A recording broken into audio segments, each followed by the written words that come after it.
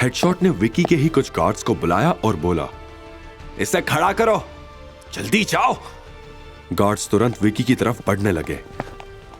यह सुन के विकी और भी घबरा गया और उसने कहा, नहीं, आप मेरे साथ ऐसा नहीं कर सकते। साले, ज्यादा बोल रहा है। अगर तू लड़कियों के साथ ऐसा वैसा कर सकता है तो हम भी तेरे साथ ऐसा कर सकते हैं, हेडशॉट ने चिल्लाते हुए कहा। इधर नाइट क्लब के बाहर अवंतिका पहले से ही शिवाई की गाड़ी में बैठी थी।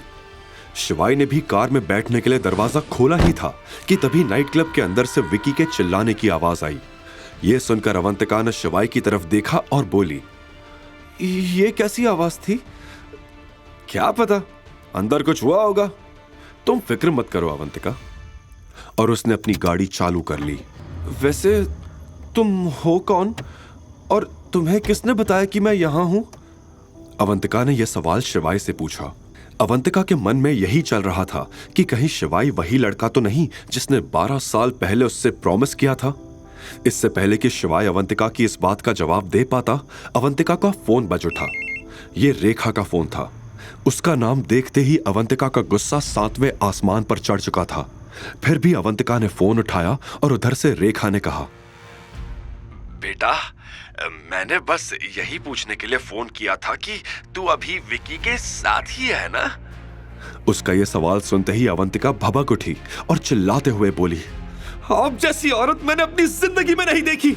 मैं आपकी बात मान के यहाँ आई और यहाँ आकर मुझे पता चला कि आपने मुझे उस हैवान को बेच दिया है।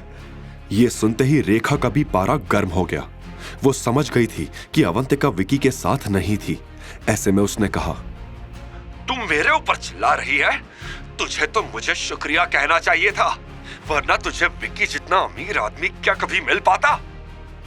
ये सब आपने मेरी जिंदगी बनाने के लिए नहीं, अपनी जिंदगी बनाने के लिए किया है। पैसे लिए आपने उससे मेरे बदले में। लेकिन तेरी प्यारी दादी को तो सब पता ही था ना, उन्होंने ही तुझे समझाया था वहां जाने के लिए।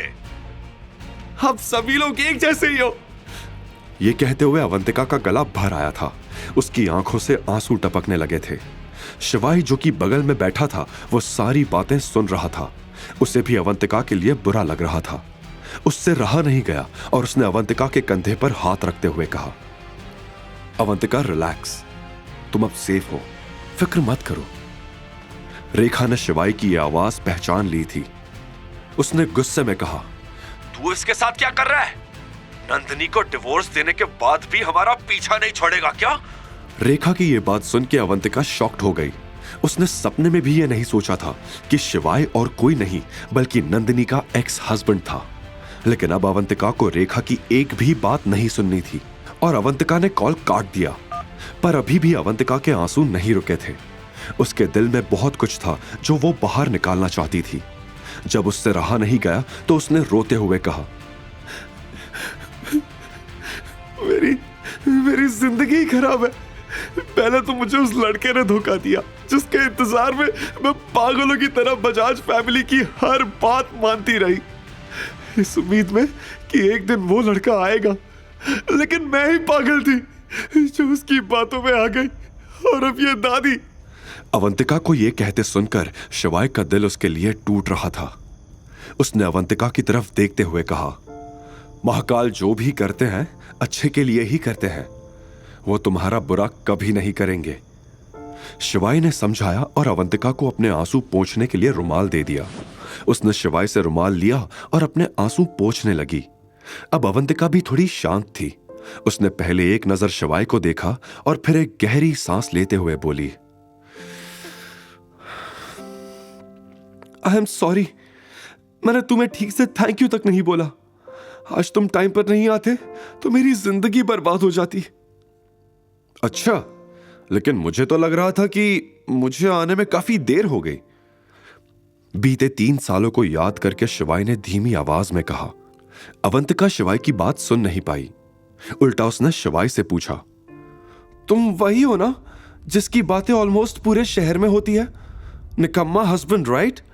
सॉरी, एक्चुअली लोग तुम्हारे बारे में यही कहते हैं, लेकिन मुझे तो तुम कहीं से भी निकम्मे नहीं लगे।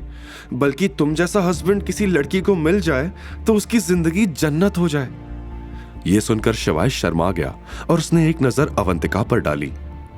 फिर बात का रुख मोड़ते हुए अवंतिका ने वो सवाल पूछा जो वो जानने के लिए बेसब्र थी। और तुम्हें कैसे पता चला कि मुझे विकी के पास भेज दिया गया है? तुम्हारे किसी रिश्तेदार को बात करते हुए सुन लिया था। अब मैडम, अगर आपके सारे सवाल खत्म हो गए हो तो क्या मैं खुद सवाल पूछ सकता हूं? अवंतिका यह सुनकर शिवाय की तरफ देखने लगी। तुम ठीक हो ना अवंतिका? शिवाय की आवाज में हल्की चिंता थी। अवंतिका ने धीरे से हाँ में सिर हिला दिया। आगे की कहानी जानने के लिए देखिए अगला एपिसोड सिर्फ पॉकेट एफएम के यूट्यूब चैनल पर। और शिवाय एक विनाशक के सारे एपिसोड्स को सुनने के लिए डिस्क्रिप्शन में दी लिंक से डाउनलोड करें पॉकेट एफएम ऐप।